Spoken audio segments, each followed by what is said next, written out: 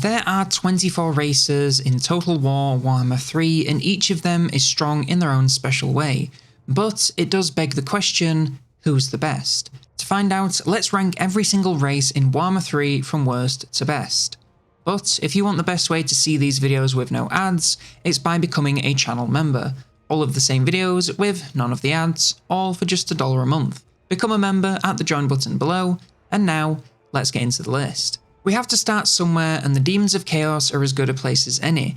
They're just not great, and unless they get a major rework, I don't think they ever will be. Despite having access to one of the largest rosters in the game, along with technically having mechanics from all 4 branches of Chaos, they just don't have a lot going on. Sure, you can unlock all these fancy parts for Daniel and make him into a real destroyer of worlds, but he's only a single lord in the faction. They have no tech tree, no real economy, and honestly no mechanics. Even that massive roster isn't really a plus, since they have to build out at least 4 capital settlements to even get access to it at all, not even mentioning collecting enough glory to unlock everything. If you want to play the Demons of Chaos, just play the Warriors of Chaos. They have the same giant roster in an easier format and are actually a functioning race. Building a demon is a cool gimmick, but that does not a faction make. Honestly, I feel bad putting the Druchii this low because I really didn't think things had gone this bad, but honestly, the Dark Elves are in a really rough spot right now. They are desperate for a rework and chances are they're going to have to wait, so I don't really know what to suggest other than looking at the flowers and getting Lennied in the back of the dome. Their economy is wonky, their roster is okay but certainly not enough to carry them, and outside of their gutted workers mechanic, they don't really have anything going on. It's so bizarre playing them these days and expecting there to be something to do, and there just isn't. Sure, they can rush construction, which is nice, but aside from that, is there anything that useful that workers do that's all that impactful? Thinking about it, that might be part of the problem. Imagining a CA blog post titled Optimizations to Slavery is pretty funny, but also probably not the best look. I hope they get some attention because I really think having an evil foil to the vanilla elves is a great idea, but right now they're just a nothing burger when they could be awesome sauce. I get the feeling that some people will argue that Bretonnia should be higher since they technically have a really strong economy and yada yada yada, but honestly I don't see the vision.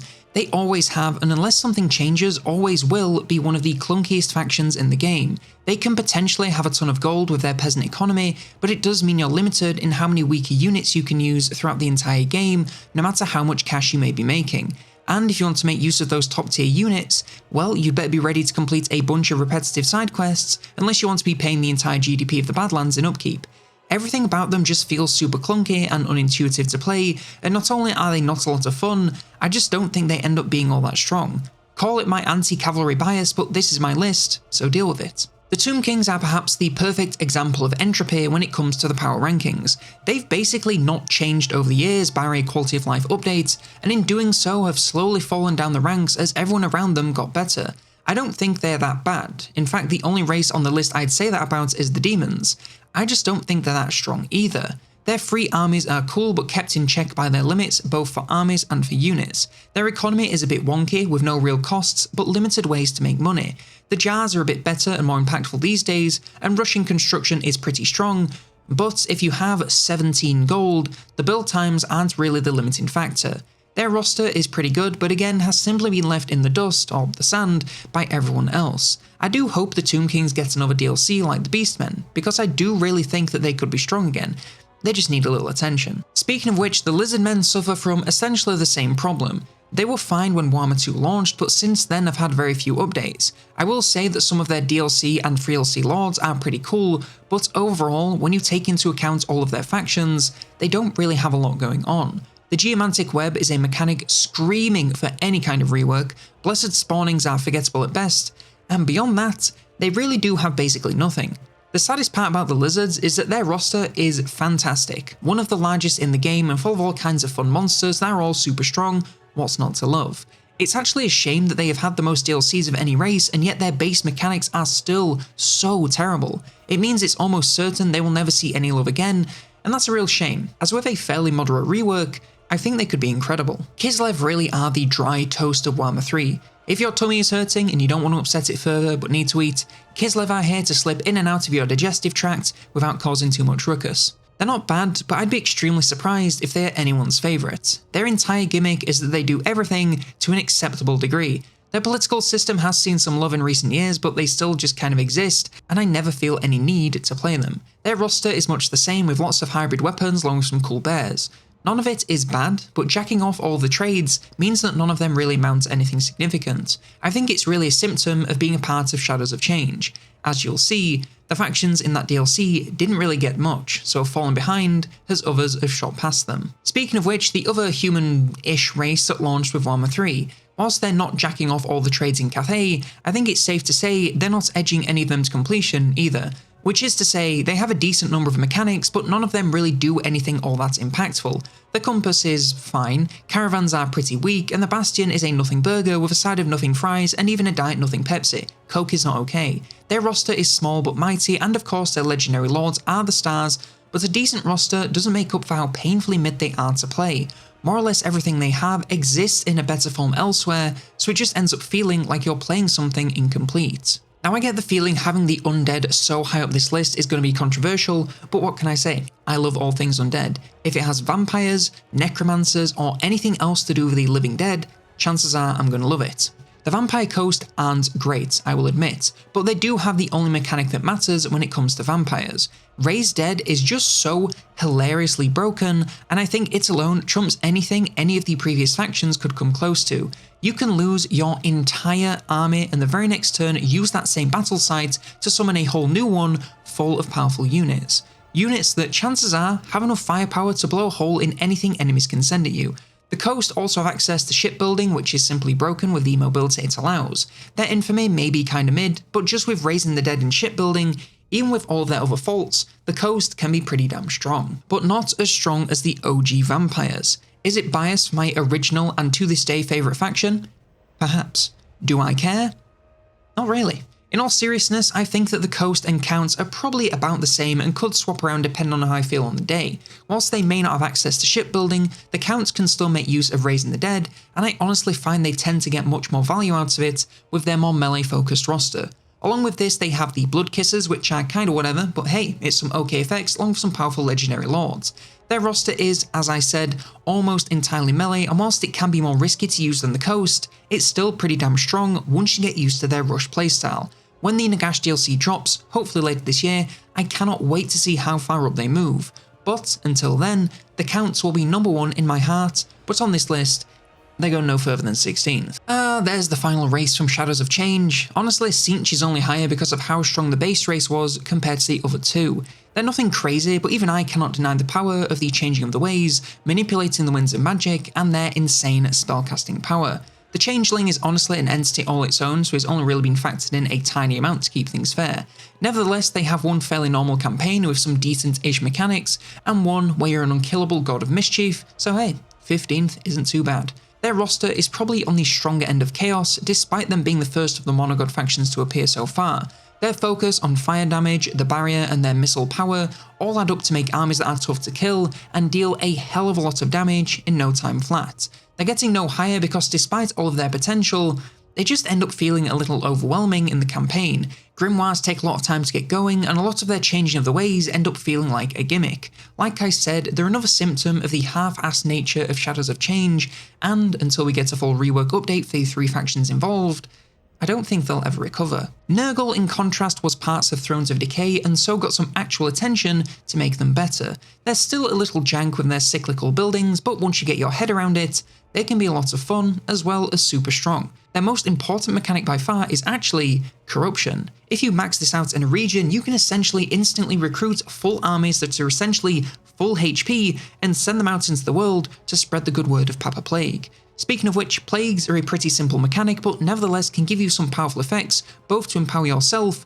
and weaken enemies. They may be a lot simpler than some other factions, but that simplicity is their strength. You just get your cycles going, corrupt everything you can see, and have a near unlimited military power with no real downside. They do take a minute to get going, which is why they're not getting any higher, but when they really get rolling, they are damn hard to stop. I also realise I haven't really mentioned the roster, and it's alright. Don't get me wrong, it's strong enough, but nothing to write home about, and the power for them really does come from the campaign. As much as it pains me to put Slaanesh over Nurgle, I really do think it's true. Despite their much more micro-intensive battle strategy, their roster and campaign really is simply better than Nurgle. Campaign first, and with their recent rework, Slaanesh are in a really great spot. Granted, this is mostly down to their 2 new factions, but even Nakara feels better to play, even if things remain a little bit convoluted. They don't really have a set of base racial mechanics, since each of the lords has a different twist on the Slaanesh theme, meaning the weaker parts really do get overshadowed by the highlights, aka Dekala and the Mask pull Nakari up with them.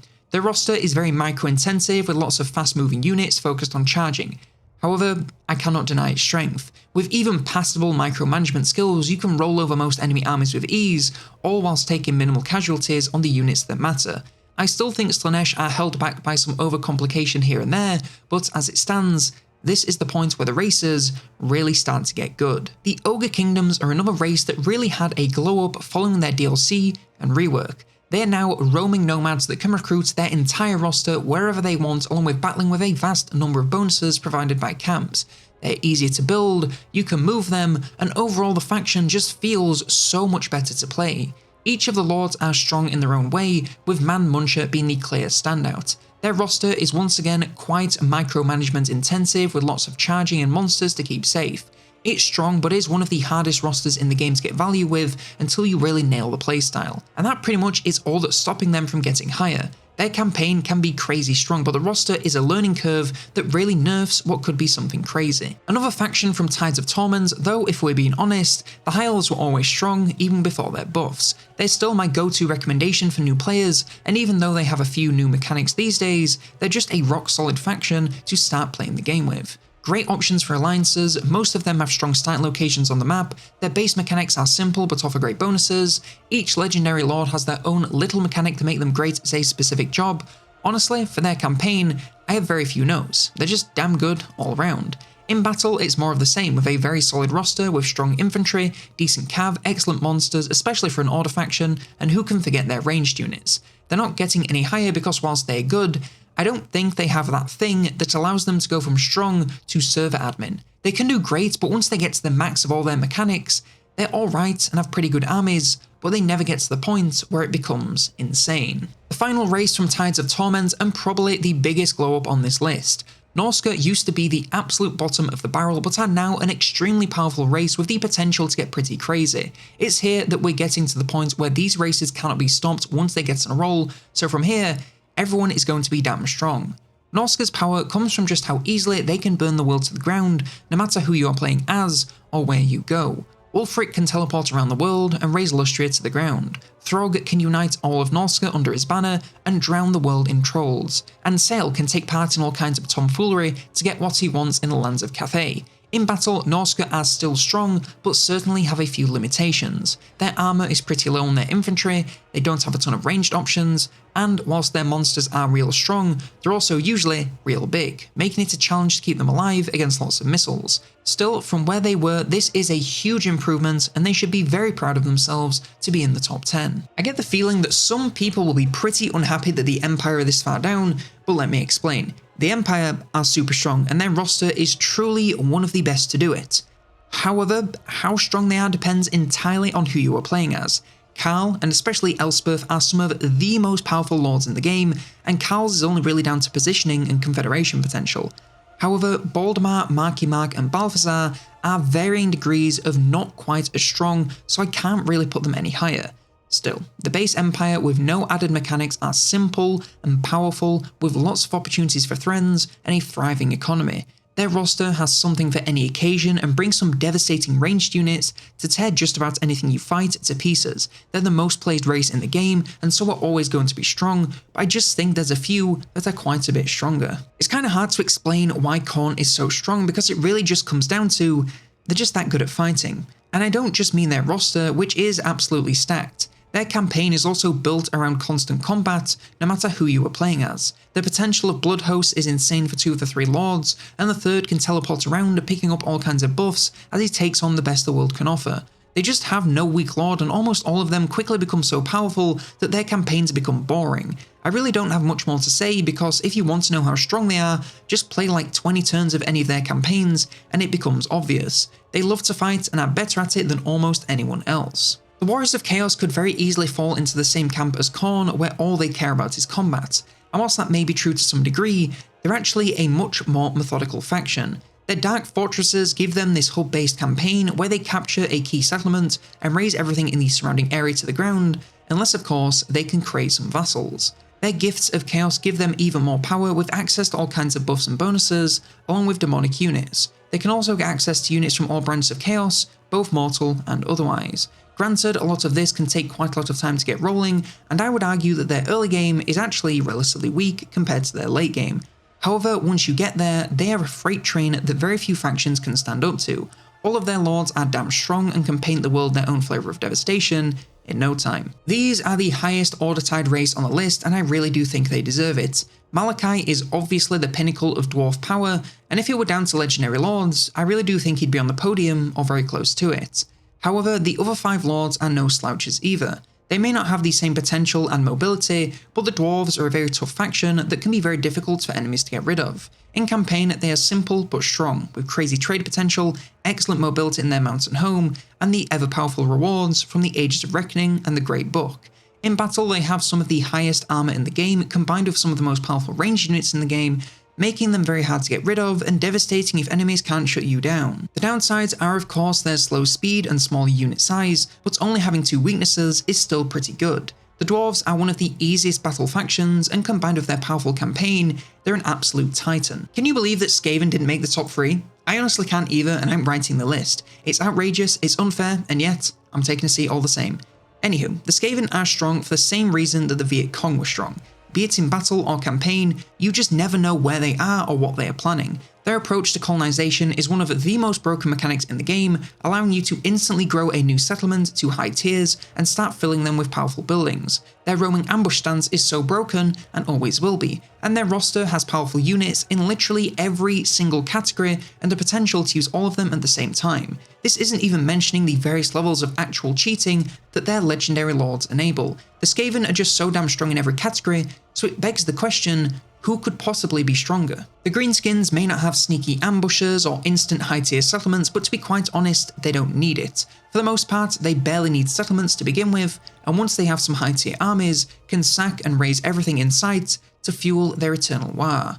The wars really are the reason the Greenskins are just so powerful. Doubling your army size for free and carrying it around with you is so absurdly strong that it honestly sounds like cheating. You double the military strength of your military-focused faction, and you better be finding a sausage because they're getting rolled. Their roster is also extremely strong for their playstyle, focusing almost entirely on melee with powerful infantry, vicious monsters, and even some decent cav. Their magic is also excellent when paired with their roster, so in battle they're tough to beat. Their legendary lords offer a variety of bonuses and playstyles, but the base greenskins are just that good that it hardly matters. You could have a generic lord, and they'd still be on here.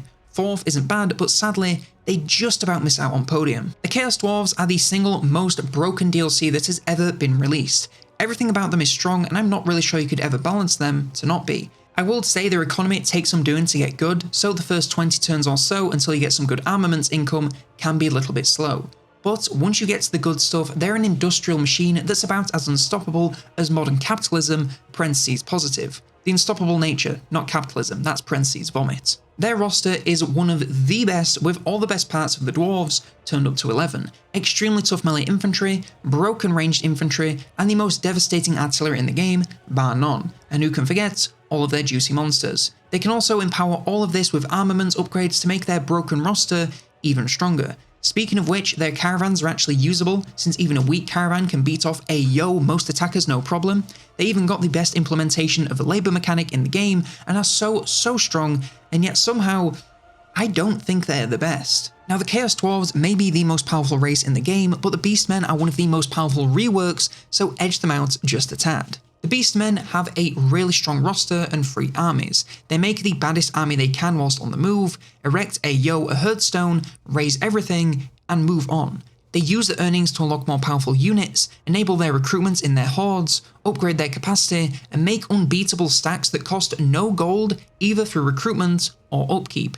There really isn't much to it. They just fight all the time, recruit anything they lose for free, and can beat basically everyone with their sheer speed and size. Their legendary lords range from strong to broken beyond belief, and yet, I still think there is one faction that's better, and it's another that had an insane rework. This might be personal preference, but I really believe that the Wood Elves are the strongest race in the game. They may need to spend money on armies, but once the Wood Elves get going, literally nothing can stop them. Their entire campaign focuses on the magical forests, meaning you don't give a single shit about anything that isn't a forest or surrounding it. You raise settlements or make friends of the owners, and then sit in your forest waiting for them to heal.